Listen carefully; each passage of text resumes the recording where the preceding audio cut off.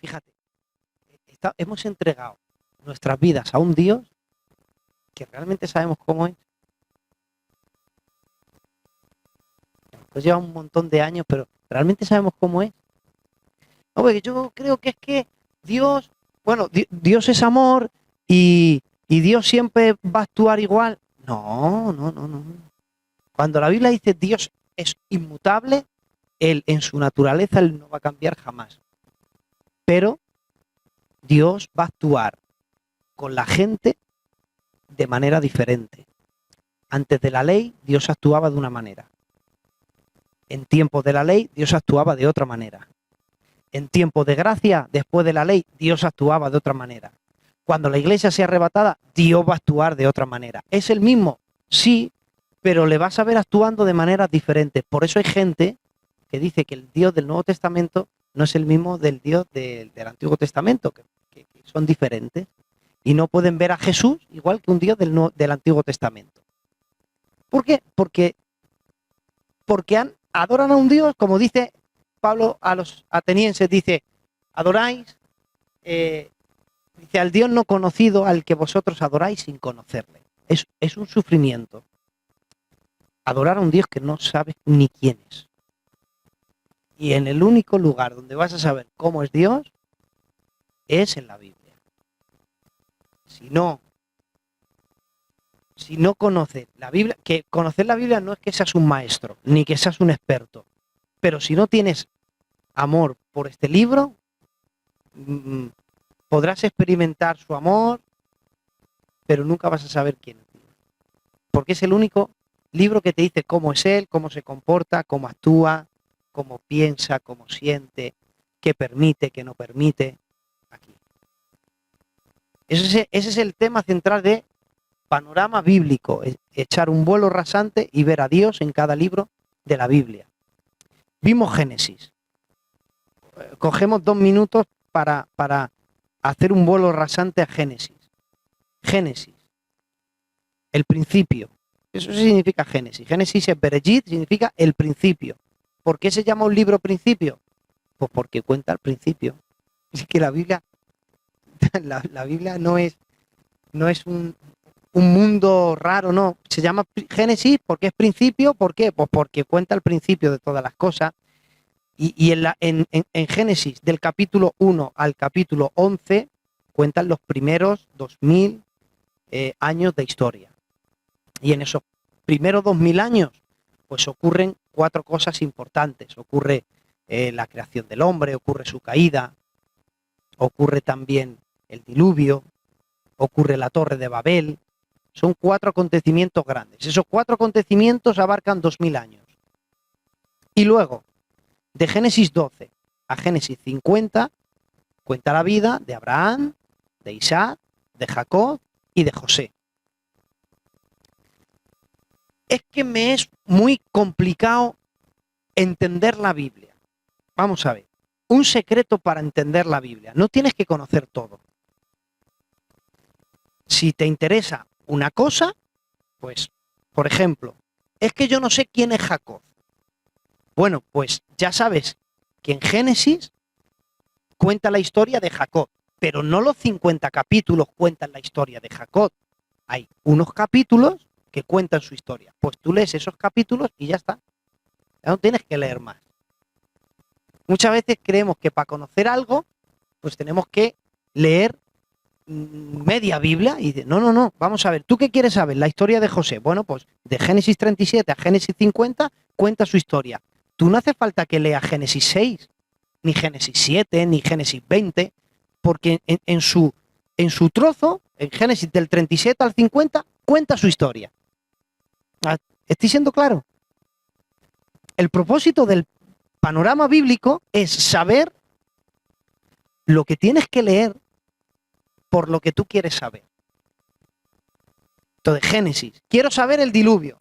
Hay una parte que cuenta en Génesis el diluvio. No hace falta que te leas todo el libro. Entonces, haciendo eso, bueno, pues esta semana me voy a dedicar a saber quién era Abraham.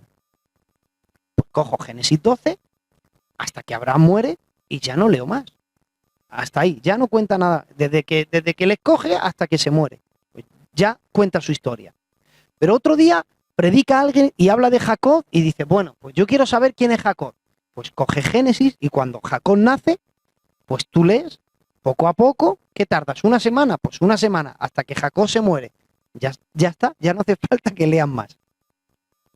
Entonces, en el libro del Génesis encontramos, si hablamos de personajes, ¿cuántos personajes importantes? 4. Conoce la vida de Abraham, la vida de Isaac, la vida de Jacob y la vida de José. La Biblia cuenta una historia. Y ahora vamos a entrar en el Éxodo. La Biblia es un cuento que cuenta la mayor historia. Cuenta la historia de cómo Dios quería hacer un pueblo. Él tenía unos planes, pero para hacer esos planes tenía que crear un pueblo. Lo primero que dijo, bueno, yo para llevar a cabo mi plan necesito un pueblo. Pero él no va a hacer un pueblo de la nada.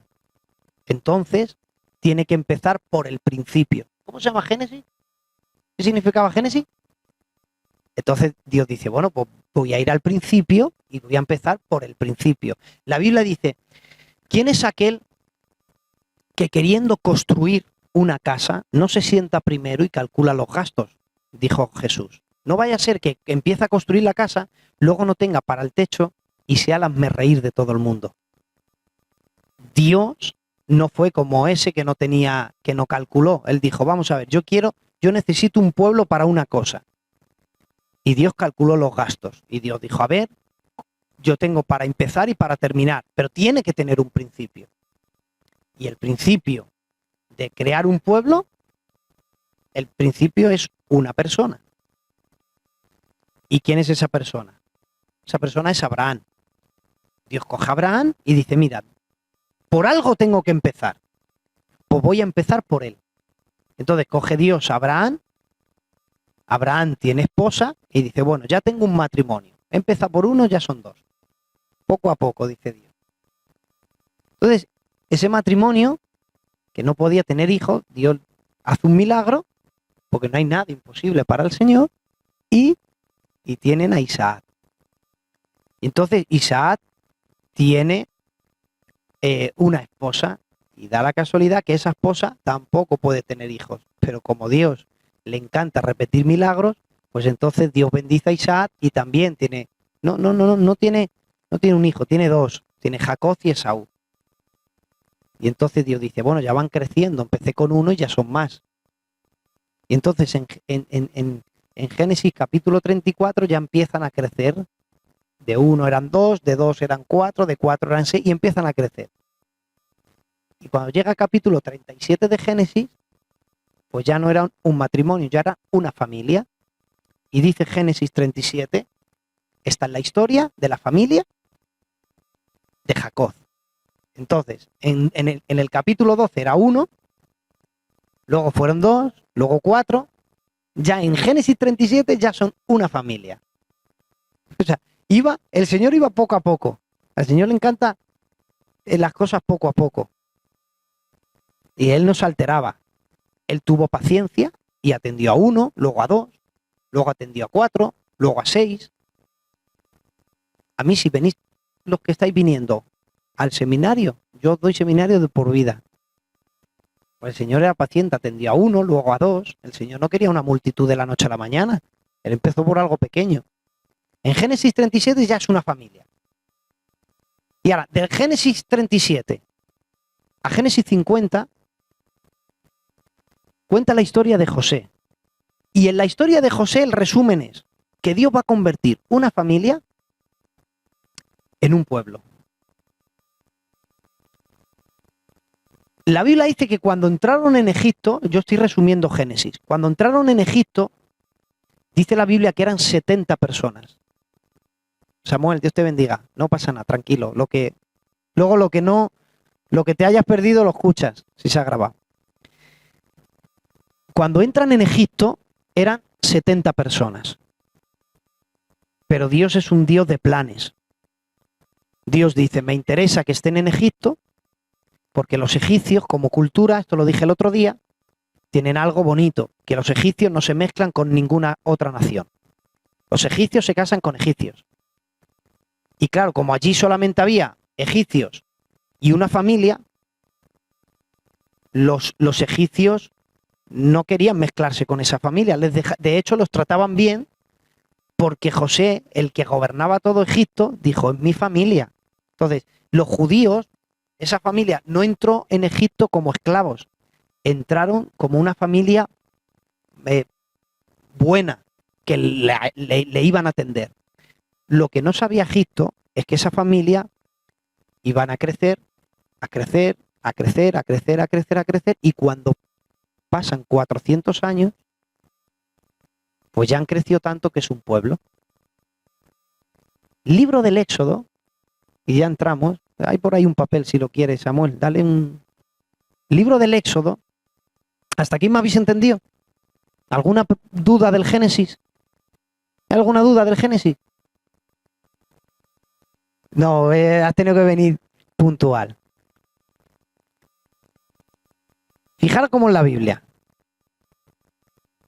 Hemos dicho que Génesis, luego si queréis, el que quiera coger nota, coge nota. Génesis abarca 2.300 años de historia. 2.300 años de historia. Es decir, si tú quieres saber los primeros 2.300 años de la historia de la humanidad, es el libro del Génesis. Bien, del libro del Génesis, el capítulo 50, a Éxodo capítulo 1, han pasado 430 años.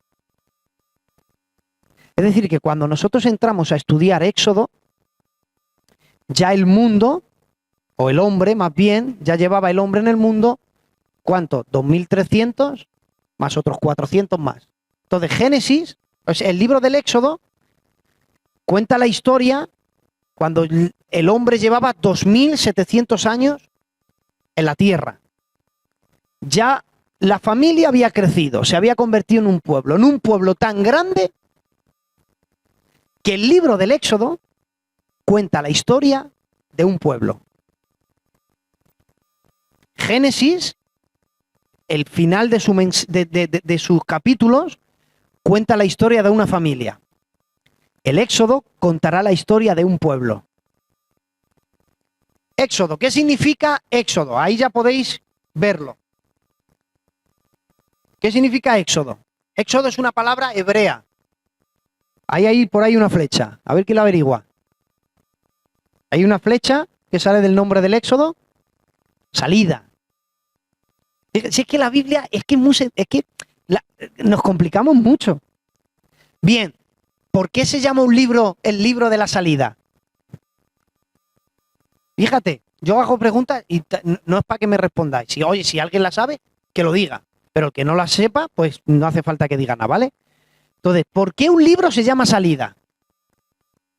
Bueno, una pregunta. ¿Por qué un libro se llama principio? El de Génesis. ¿Por qué se llamaba principio? Porque contaba al principio, ¿no? Vale. ¿Por qué un libro se llama salida? Porque cuenta la historia de cómo sacaron a un pueblo. Ya está. No hay más misterios. Fíjate. Bueno, ya sabemos, ¿no? Se llama Éxodo porque significa salida y nos va a contar Éxodo cómo Dios sacó a ese pueblo de un lugar. ¿De dónde? Lo dice ahí abajo. De Egipto. Entonces se tiraron 430 años en Egipto y Éxodo va a contar la historia de cómo Dios sacó a su pueblo de Egipto.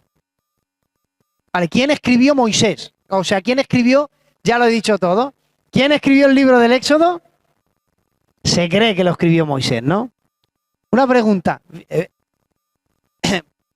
¿Por qué no se sabe? ¿En qué te basas?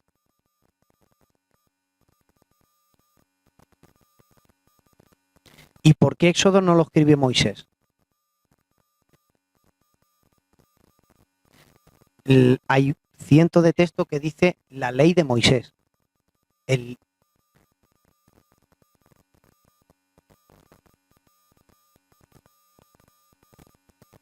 Bueno, lo escribió porque alguien se lo tuvo que contar. Él no pudo estar en la creación. Los 5 primeros libros, que se llaman el Pentateuco, no eran 5 libros, eran un libro. Se llamaban el libro de la ley, uno. Era un solo libro. En el hebreo era un solo libro. ¿Qué pasa? Que no era esto, no eran así, eran un pergamino, era un rollo. ¿Qué pasa? Que los hebreos escribían sin capítulos ni versículos. No existía, tío Manolo. O sea, capítulos y versículos no existían. Y el hebreo se escribe así, no se escribía de izquierda a derecha, se escribía de derecha hacia izquierda. Entonces iban así. Bueno, pues ¿qué es lo que hacían? Que lo escribían en rollos. Realmente eran papiros en aquel tiempo. Eso era muy caro. Fíjate que no se podían equivocar. Como se equivocaran en una letra, tenían que enterrar todo el libro entero. Porque era algo sagrado. ¿Qué pasa? Que llegó un momento en que cuando escribió, o más bien redactó, y ahora voy a decir quién, redactó todo eso, era un rollo gigantesco. En la época de Jesús era un rollo gigantesco. Y cuando llegó la época de Alejandría, Alejandría era un lugar donde nacieron filósofos, allí había 70 judíos que dijeron, nos encantaría enseñar a los judíos la ley de Moisés, pero es que es muy grande, no podemos ir con un rollo tan grande. Entonces, 70 eruditos, bueno, eran 72 judíos, 12 de cada tribu, se reunieron, se encerraron y dedicaron su vida entera a coger el libro de la ley, que era desde Génesis hasta Deuteronomio, y partirlo en 5. Lo partieron en 5 trozos. ¿Y cómo lo partieron en 5 trozos? Ellos dijeron, bueno, y ellos fueron quien puso nombre a los libros. Los 5 primeros libros se llamaban el libro de la ley. Era uno, el libro de uno nada más. Pero ellos dijeron, bueno, vamos a empezar. Y ellos escribieron Génesis. Génesis es una palabra griega que significa igual principio. Bueno, ¿cómo? Fueron 70 escribas, eruditos, llaman. Por eso hay una Biblia que se llama Septuaginta. La Biblia de los 70. Bueno, realmente era la Biblia de los 72. Esa fue la primera traducción del hebreo al griego. Y ellos dijeron, bueno, vamos a llamar a este libro Génesis, capítulo 1. Y empezaron la creación. Y cuando termina la creación dijeron, es un momento precioso para poner una raya. Y pusieron una raya y dijeron, vamos a llamar de aquí en adelante capítulo 2, la creación del hombre. Y cuando terminó dijeron, ay, mira, hay un momento en el que hay una tentación. Hicieron una raya. Capítulo 3, la tentación. Y cuando van a hacer Caín y tal, hicieron otra raya. Capítulo 4. Hubo un momento en el que ellos siguieron. Pues hay un momento en el Génesis que cuando termina la historia de José y de pronto salta a un pueblo y dice, no, mira, vamos a partir de aquí, vamos a hacer un libro. Y a este libro lo vamos a llamar Génesis. Y entonces comienza otro libro. Y este libro, a ver, válgame, si cuenta la historia de la salida de este pueblo de Egipto, pues vamos a llamar a este libro Éxodo, salida. Entonces, estos eruditos cogieron un libro y lo partieron en 5. Y como eran también papiros, cogieron 5 cajas, que eran cajas así como un círculo, los enrollaron y las metieron. Entonces, Pentateuco es una palabra compuesta, es penta, que tiene que ver 5, y teucos tiene que ver con caja. Entonces, Pentateuco es 5 cajas. Ya está. Hace alusión a 5 rollos que hay en 5 cajas. Pero en su original no eran 5 libros, eran un libro. Y lo llamaron el libro de la ley de Moisés. ¿Por qué? Porque solamente Dios puede contar cómo creó las cosas. Y al único que Dios le ha contado todas esas cosas es uno que pasó 40 días en un monte sin ver a nadie. Entonces, ¿quién escribió el Pentateuco? Hay cientos de textos en la Biblia que lo llaman la ley de Moisés. ¿Por qué? Porque fue Moisés quien trajo todos esos escritos al pueblo. Entonces, a la pregunta, fue Moisés el que escribió Génesis, Éxodo, Levítico, Número, Deuteronomio, pero no los últimos capítulos de Deuteronomio, porque cuenta la muerte de Moisés. Y uno no puede contar su propia muerte, no puede escribirlo. Esos últimos capítulos los escribió Josué, que era el sucesor de Moisés. ¿Hasta ahí claro? Los 5 primeros libros los escribió Moisés, porque hay textos en la Biblia que los llaman la ley de Moisés.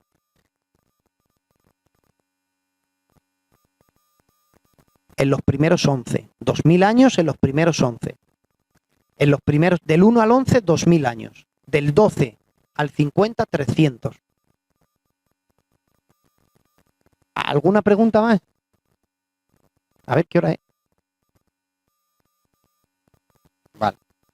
Vale. ¿Quién lo escribió? Lo escribió Moisés. ¿Cuándo lo escribió Moisés? Lo escribió cuando salieron de Egipto, cuando entraron en el Sinaí y Moisés se subió, y de la misma manera que bajó con las tablas, él redactó y se quedaron escritos. Ahora, aparte de los escritos, también lo enseñaban hablando. Los judíos es el único pueblo, el único, ¿eh? ¿Por qué Dios escogió a Israel?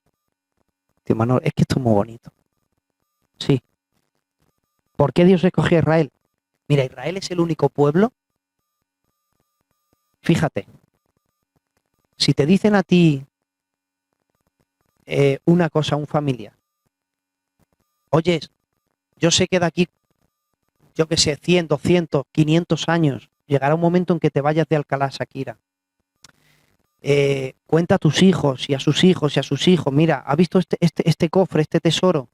Yo lo voy a dejar aquí. Y cuando te vayas de Alcalá, que se lo lleven.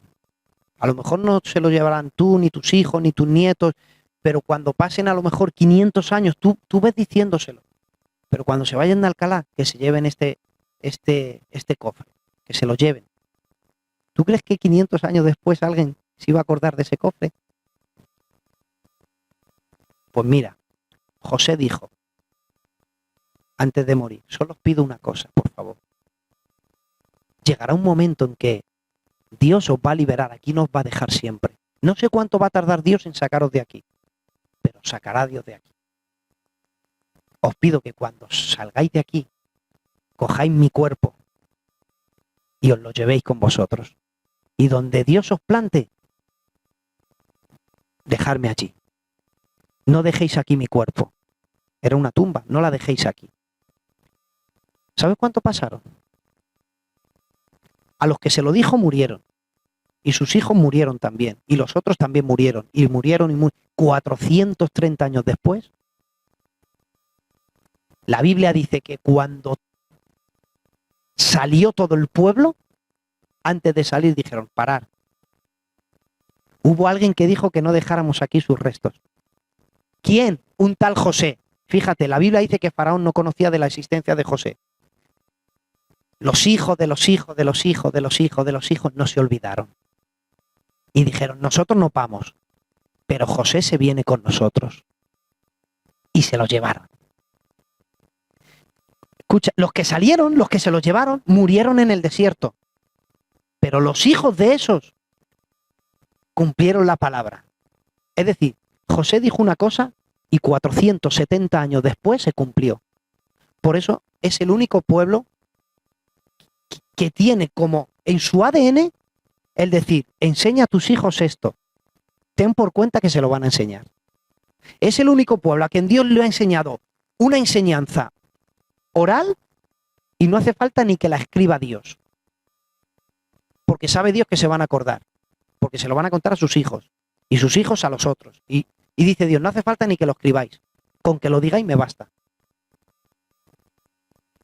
Pues lo enterraron en la tierra prometida. Con los restos de Abraham en la cueva de Macpela, dice la Biblia. Que compraron una heredad. Y ahí los enterraron juntos. ¿Por qué Israel? Porque tiene cosas que no tiene ninguna nación, como estas. Mira, más sorprendente. Enoc es de 1000 años, en los primeros 1000 años de la historia. Dice, caminó con Dios y Dios se lo llevó. ¿Sabes que cuando Enoc existía no había escritura? No había escritura. La carta de Judas, que fue en la época de Jesús, dice Judas, Enoc profetizó diciendo, y da una profecía que dio Enoc. Una profecía que dio Enoc. Pero vamos a ver si Enoc, cuando dijeron eso, habían pasado 2500 años. Pero bueno, ¿tú cómo sabes que lo dijo Enoc si es que no había ni escritura? Si es que no lo pudo ni escribir. La escritura, en la cultura, fueron los sumerios los que introdujeron la escritura. Los judíos no introdujeron la escritura, fueron los sumerios. Pero ¿y cómo sabes tú que Enoc dijo eso? Fíjate que no dice, Enoc escribió, dijo, Enoc dijo. Es decir, Enoc dijo una cosa, 2500 años después la recordaban. Exacta. Solamente de enseñar. ¿Respondí a tu pregunta? Es único. Por eso es único. Porque tiene cosas que no los tiene nadie. Vamos rápido. ¿Cuántos capítulos tiene el libro del Éxodo? 40. En la Biblia, ¿sabes lo que significa el número 40? Prueba. Cada vez que en la Biblia veas 40, es prueba. ¿Cuánto tiempo estuvo Jesús en el desierto? Porque dice la Biblia que fue llevado para ser puesto a prueba. Entonces la Biblia, cuando aparece 40, es prueba. ¿Cuánto llovió en el diluvio? Puso Dios de prueba al mundo entero, ¿eh? Entonces cada vez que aparece la palabra 40, nos habla de prueba. Fíjate, ¿cuántos años vivió Moisés? 120. Bien, el Éxodo, esto es muy, muy interesante, el Éxodo lo puedes partir en 3 trozos. Se puede partir de muchas maneras, pero si lo partimos en años, podemos partirlos en 3 trozos. 3 trozos de 40. 40. 40 y 40, 120.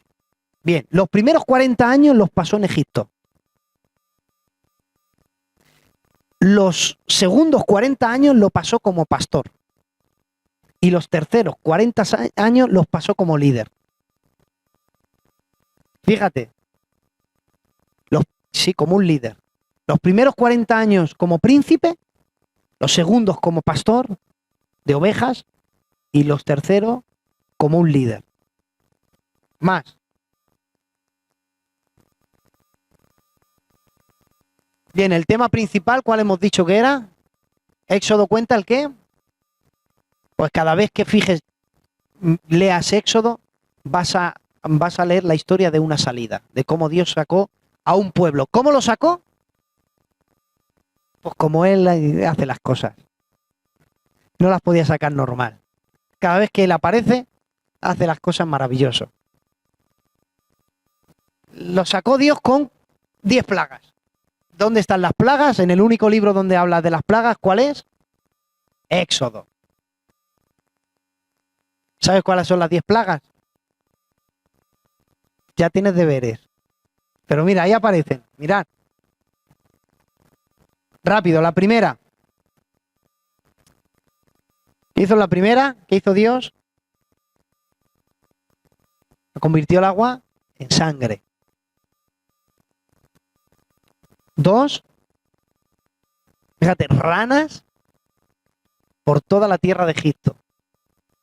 Pero ya no solamente por toda la tierra. Claro, vamos a ver, al convertir el agua en sangre, las ranas que vivían en el río salieron todas. El libro de los Salmos, dice la Biblia, y Dios envió ranas tan molestosas que se metieron hasta en las cámaras de Faraón. Es decir, que se metió en la cama y había ranas. Hasta ahí había ranas. 3, mira, piojos. 4, envió Dios una plaga de moscas. 5,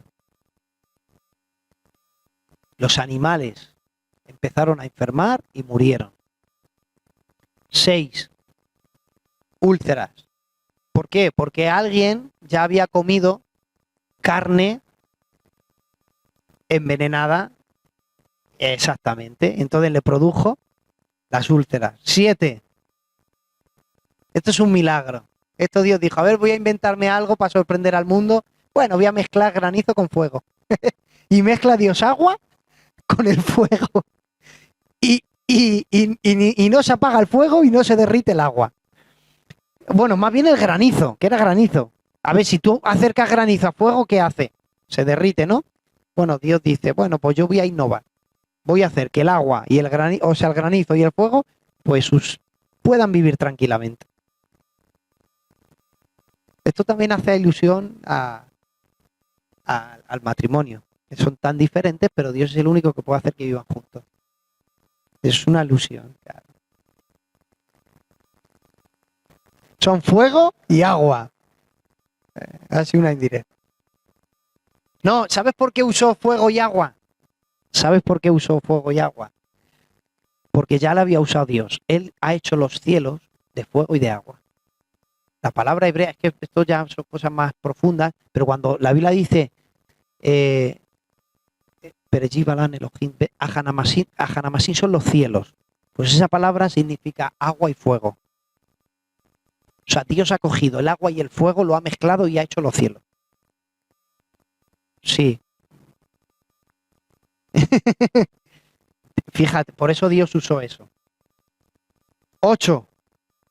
¿Qué es 8? Langostas. Se comieron toda la cosecha de los egipcios. 9. ¿Qué vino? Tinieblas. Y 10. Muerte de todos los primogénitos.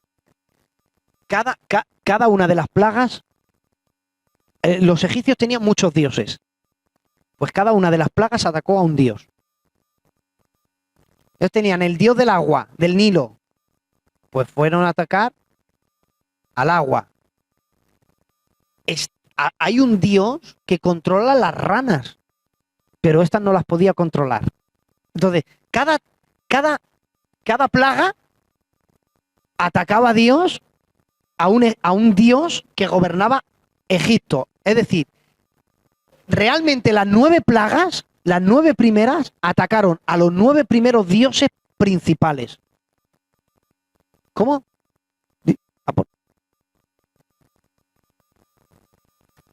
Pues, de hecho, las 9 primeras atacaron a los 9 dioses principales. Por ejemplo, la 9 que es las tinieblas, ¿a quién atacó? A Ra, el sol. Era un dios grande y dijo, sí, pues ahora apago la luz. Y Dios cogió y apagó la luz. Y la décima atacó a Faraón. ¿Por qué? Porque Faraón era venerado como un dios. Igual que en China es venerado como un dios el gobernante, pues Faraón era como un dios en Egipto. Creen que pudo ser Ramsés II, el Grande, porque construyó las ciudades de Pitón y Rameses. ¿Cómo?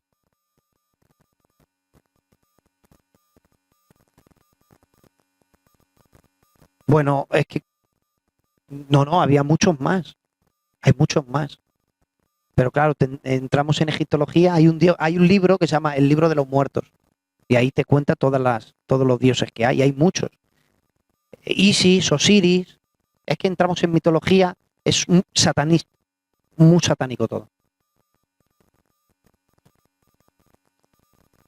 No eran, a ver, Satanás, él busca desde siempre adoración. Pues, ¿qué ha hecho Satanás a lo largo de la historia? Satanás ha inventado dioses que, venerándoles a él, a esos dioses realmente le están adorando a él. Le servían a él. Entonces, él, como si él se presenta, nadie le va a adorar en sí, pues él de tiempo en tiempo tiene que crear una nueva religión para él sentirse adorado, porque él lo que busca es adoración. Se lo dijo a Jesús. Le dijo, te doy todos los reinos de este mundo si postrado me adoras. Entonces, como él quiere adoración, pues él va inventando. Y a medida que él inventa cosas, una cosa es una blasfemia, la siguiente es más grande, la siguiente es más grande, la siguiente es más grande.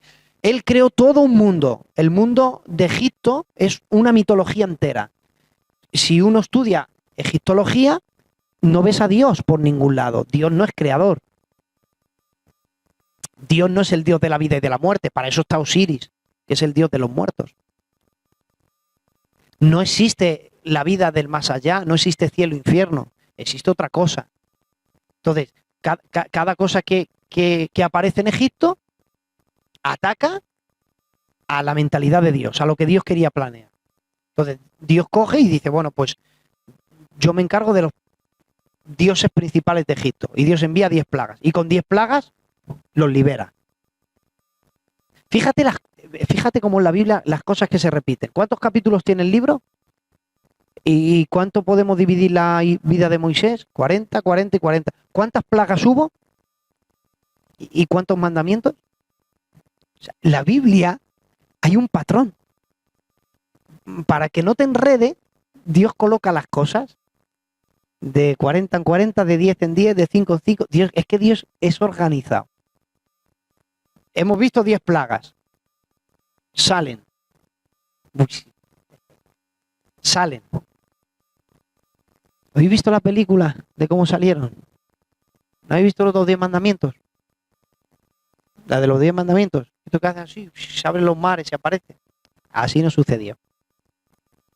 Por eso es bueno estudiar la Biblia, porque nos damos cuenta que así no sucedieron las cosas. Venga, digo esto y como para final, os digo cómo Dios los liberó, ¿vale? Venga. Salen de Egipto. Ya tiene Dios un pueblo liberado. Ahora, un pueblo no puede vivir sin leyes. Entonces Dios les da, capítulo 20, los 10 ¿qué? Los 10 mandamientos. Y vamos a, los citamos rápido y terminamos, porque ya es hora. Los citamos y terminamos. Primer mandamiento. Mira cuál es el primero. No tendrás dioses ajenos delante de mí. Parar. ¿Sabéis cuál fue el primer pecado que cometieron? Le dijo, hazme un becerro. ¿Y sabes dónde pusieron el becerro? Delante del monte Sinaí. ¿Sabes quién estaba encima del monte? Dios. Lo primero que dijo que no hiciesen fue lo que hicieron. Segundo, no te harás. Tercero. Cuarto, acuérdate del día. Quinto, hay una promesa que dice, honra a tu padre y a tu madre para que tus días se alarguen en la tierra. Y eso no es que vayas a vivir más. Eso es que tu vida va a ser como si vivieras más. A ver si yo lo puedo. Es lo contrario a un aborto provocado. Cuando Dios, fíjate, cuando Caín mata a Abel, le dice, ¿qué has hecho? No, yo no he hecho nada. Dice, si la sangre, en el hebreo dice, las sangres de tu hermano. Le dice las sangres, como que son muchas sangres. ¿Por qué Dios juzgó tanto a Caín? Porque no solamente le pagó por él, sino por todo lo que Abel iba a producir al mundo. Y ya no lo produjo por Caín. Por eso dice la Biblia, vida con vida. Y eso se lo dice Pedro, al que espada hiere, a espada muere. Bueno, en el aborto, Dios no mata a nadie instantáneo. Pero sí Dios paga vida por vida. No te quita la vida, pero la consecuencia cuando un aborto no se arrepiente es que no tienes vida. No encuentras felicidad en la vida, porque lo has hecho intencionadamente. Y al cortar esa vida, has cortado un propósito. Y eso no tiene vida posible. Todo lo contrario a cuando honras a tu padre y a tu madre. No es que si vas a vivir 80, vas a vivir 130, no, pero lo que tú vas a vivir va a ser una vida buena, agradable, va a ser como saludable, o sea que, fíjate, en la Biblia hay un texto que dice, hijos, honrad a vuestros padres, honra a tu padre y a tu madre. Pero dice, padre, no provoquéis a ir a vuestros hijos. Entonces, el hijo tiene el trabajo de honrar a un padre y una madre. El padre tiene el trabajo de no provocar a ir a su hijo. Pero cuando los mandamientos se cumplen, la vida se vive de otra manera. Así que todo lo que puedas hacer, hazlo porque estás amontonando un tesoro. Todo lo que puedas hacer, hazlo en esta vida. Y terminamos. 6 era, no cometerás, que era, no matarás. El 7, no cometerás adulterio. El 8, no robarás. El 9, no darás falso testimonio. Y el 10, no codiciarás. Fíjate, el 5, el 6, el 7, el 8, el 9 y el 10 es para la gente. Mira, honra a tu padre, a otro. No mates, hacia otro, hacia el prójimo. No cometas adulterio, hacia el prójimo. No robes, al prójimo. No levantes falsos testimonios, para el otro. No codicies, al otro. O sea, de 10, hay 4 principales. No tendrás dioses ajenos delante de mí. Hay 4 que miran a Dios y 6 que miran a los demás.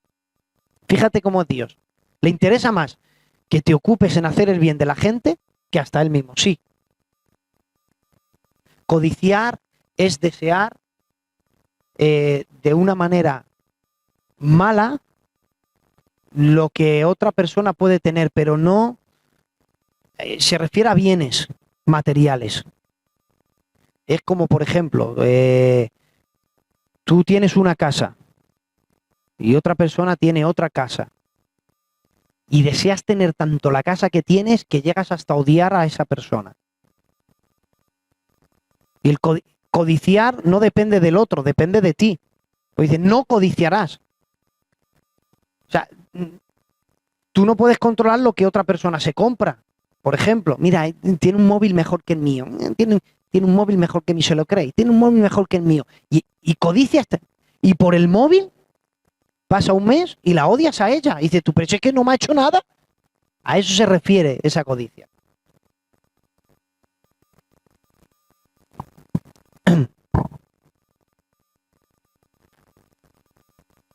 Sí. No se debería decir. Está mal. Está muy mal. Sí. Y, a ver, pero, a ver, cuando Moisés dijo, cuando Dios dijo esto, no era lo delante de Dios, no es esa frase, sino que los judíos, al poner el nombre de Dios, que realmente no sabían el nombre, es que el nombre de Dios no se sabe. O sea, Dios no se llama Jehová, ni Jireh, ni Adonai. Son, dime. Claro, entonces, eran maneras de expresar, la única vez en el que alguien le dijo, ¿cuál es tu nombre? Fue Moisés. Éxodo, capítulo 3. ¿Qué le dijo? Le dijo, vale, yo voy, los libero, pero si me preguntan tu nombre, ¿qué le digo? Y dice, diles que yo soy el que soy.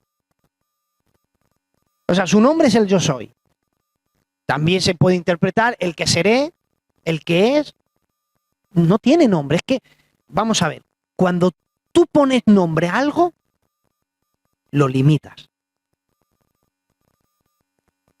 Yo soy el Eugenio y estoy limitado a ser yo. Yo no soy el Eugenio y el Javi. No, soy el Eugenio. Si tú pones a Dios un nombre, lo limitas. Por eso tiene tantos nombres. Jireh significa el que, no solamente el proveedor, sino el que se provee. Por eso se lo dijo Dios a Abraham. ¿Dónde está el cordero? Jehová Jireh. Él se proveyó el cordero. ¿Quién fue? Cristo. Él se proveyó, pero también es el que provee. Entonces, Jireh es el que provee. Jehová Jireh, ¿por qué? Porque Dios es el que provee, pero también es Jehová Rafa, porque la palabra Rafa es el que sana, pero también es Jehová el sanador. Pero también es Jehová Sabaón, que Sabaón es el Dios de los ejércitos, porque si no tiene él un ejército, nadie lo tiene. Jehová Sinkenu, mi estandarte y mi bandera, porque él es tu bandera. Entonces, por eso tiene tantos nombres Dios. Pero el suyo original no se sabe. Entonces, cuando decían, no tomarás el nombre de Dios en vano, se refería a su propia esencia, ponerle a Dios de testigo.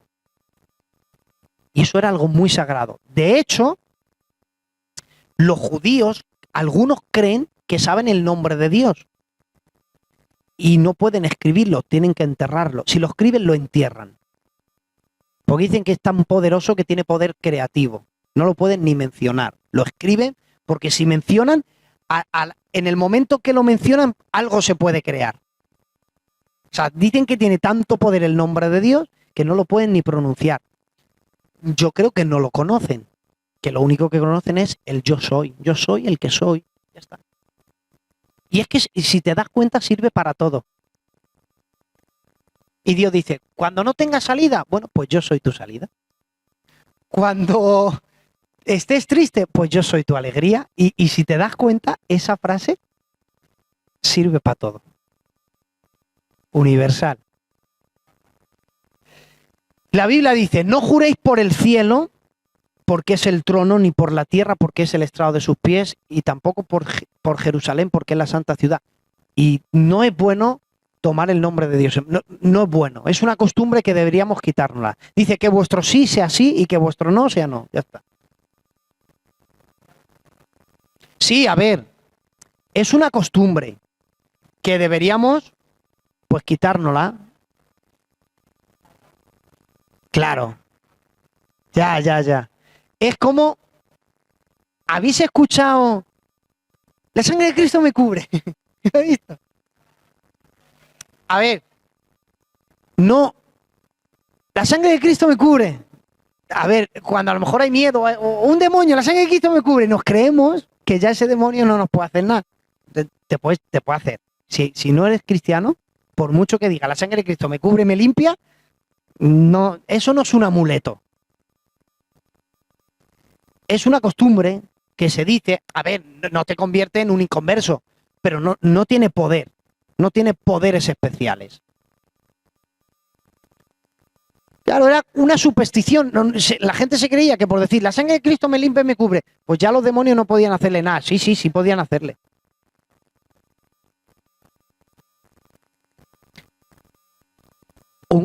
A mí me dijo, bueno, me ha dicho mucha gente, de hecho uno de la iglesia me dijo, ¿te vienes a la casa y la unges? Y dije, ¿para qué?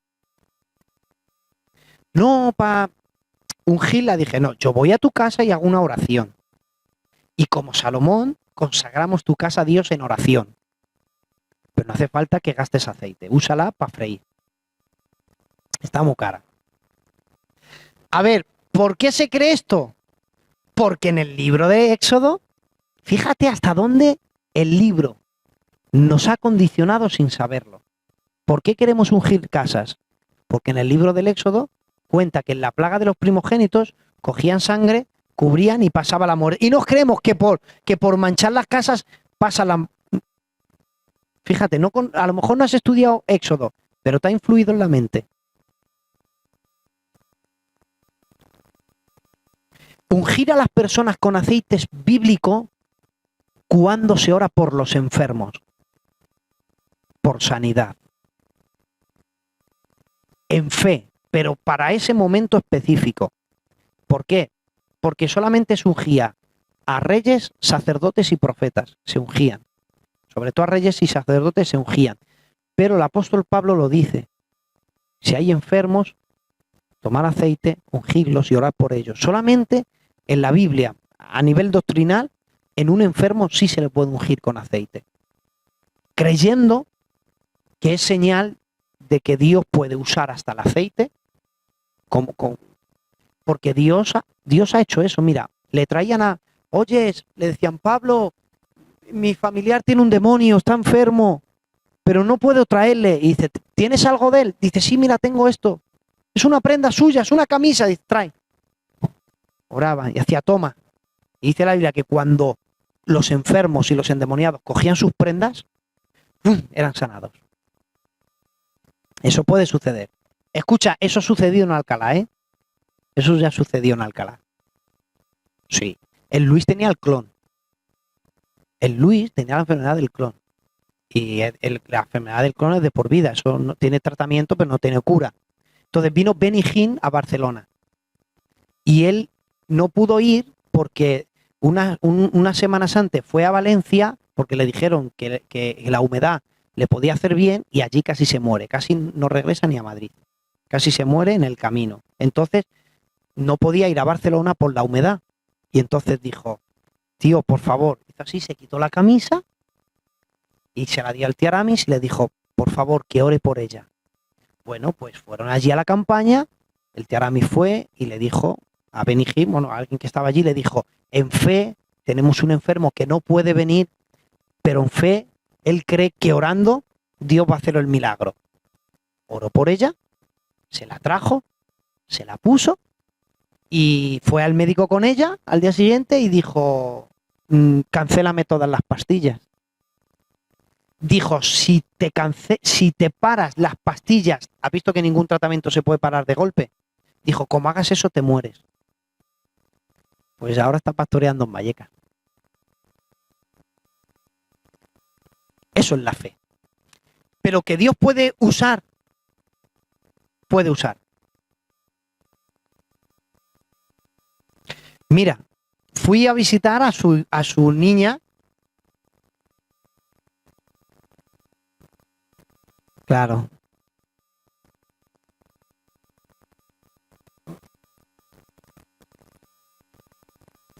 Sí. Y la niña no quería que orase. Oré por el peluche y se lo di. Oré por el peluche y se lo di. Y yo oré diciendo, Señor, que cuando abrace el peluche, que sea como que te abrace a ti.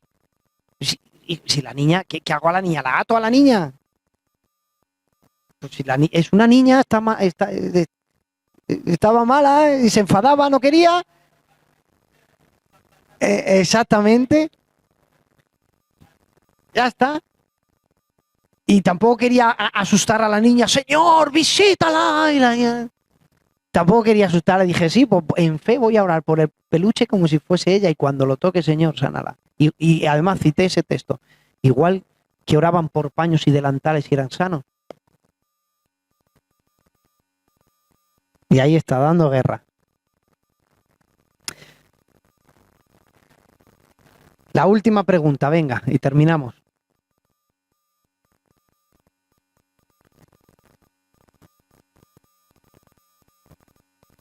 No. Nos creó Dios por la sencilla razón de que, aunque Él no necesita a nadie, Él quería compartir lo que era con seres. O sea, Él nos creó para compartir lo que Él es. Él no es egoísta. Nos creó porque no es egoísta. Un egoísta lo quiere todo para sí. No se aburrió. No necesitaba. La Biblia dice, el que hizo los cielos y la tierra, que no necesita nada de nadie. No necesitaba Dios nada.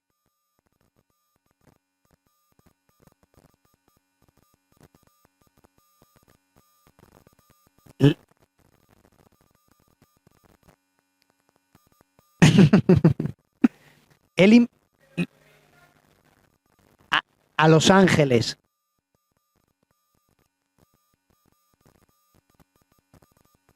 A ver, ¿cómo? Ya, pero no, la pregunta es más profunda aún todavía, ¿vale? Porque, a ver, yo puedo decir,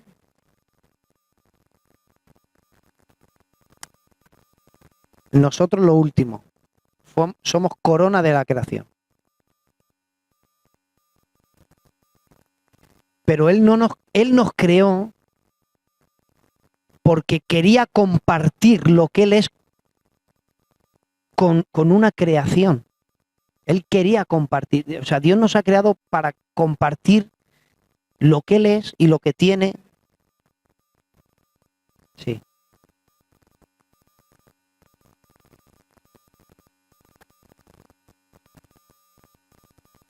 Sí, pero Sí, pero creó a los animales. Creó a los animales. Mira. Claro. Mira. La Biblia dice. Mira. Mirad. Génesis, capítulo 1, ¿no?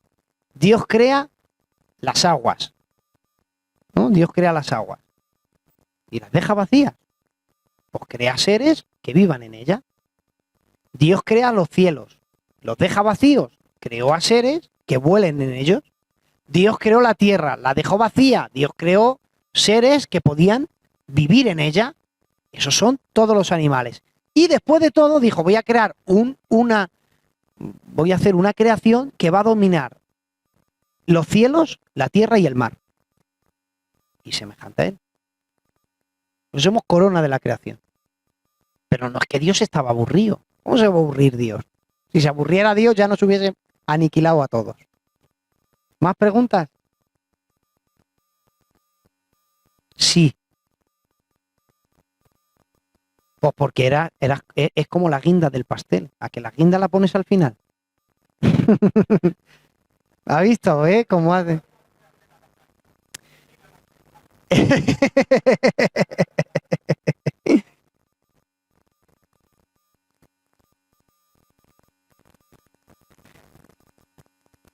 Mandilón. ¿Más? Nada, ¿no?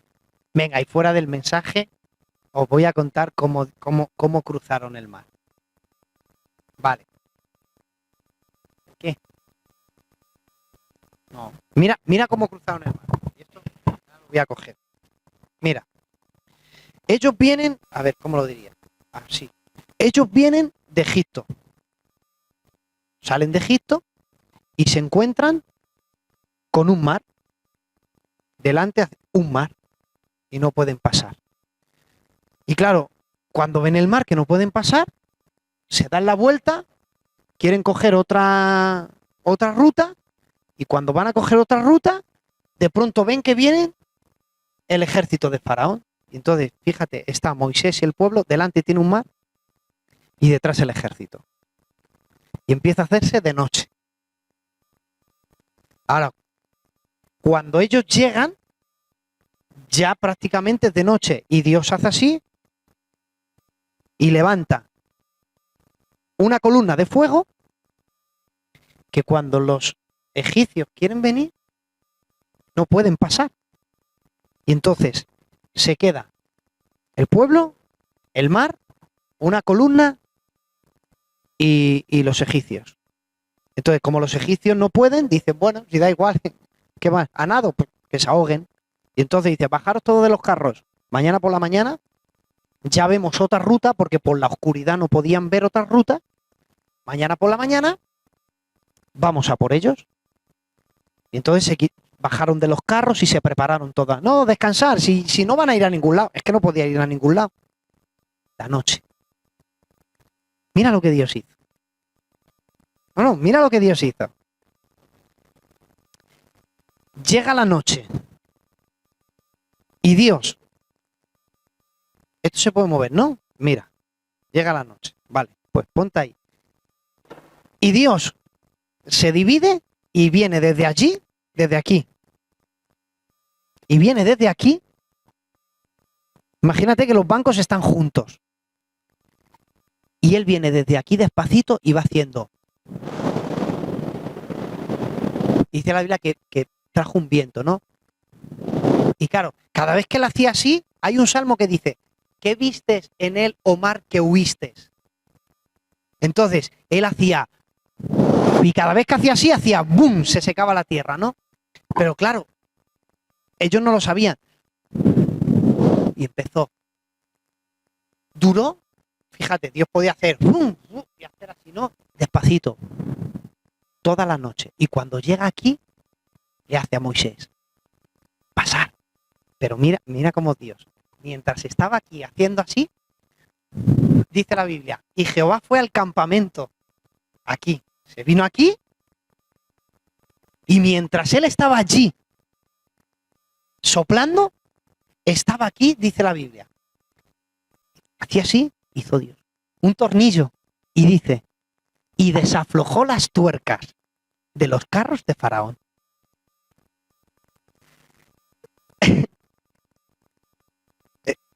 Mientras está allí soplando, estaba en el otro lado aflojando tornillos.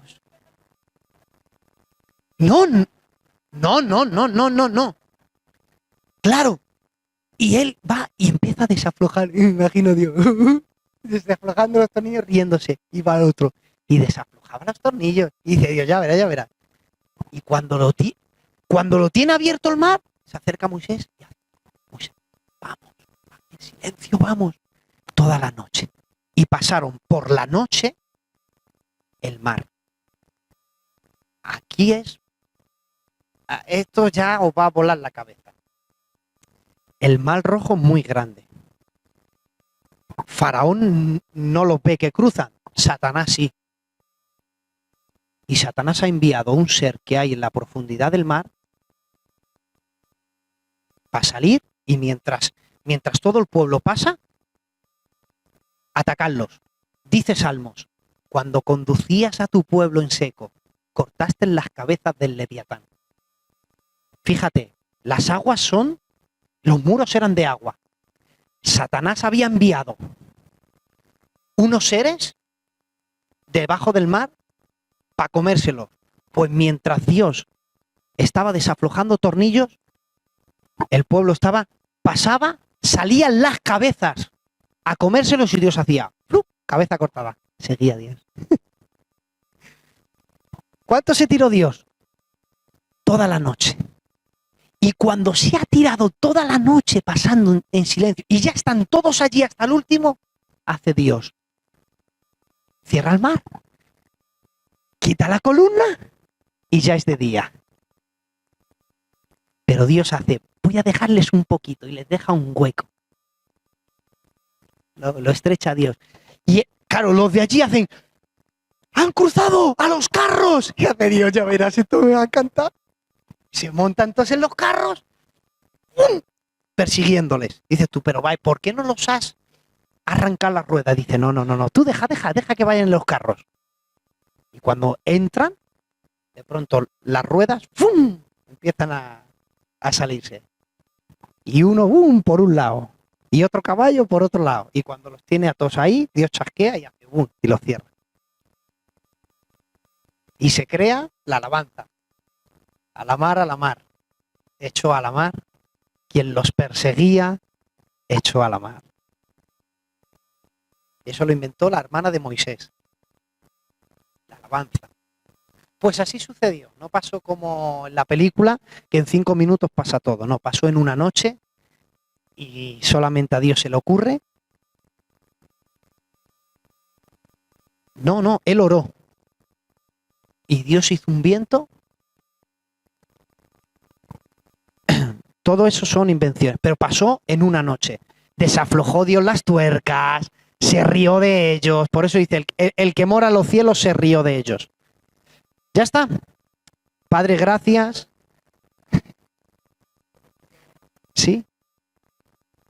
Sí. Pero, ¿dónde cuenta esa historia? Pues ya... ¿Has visto qué bonito el Éxodo? Muy bonito el Éxodo. La próxima, Levíticos. Gracias, Señor, por esta oración.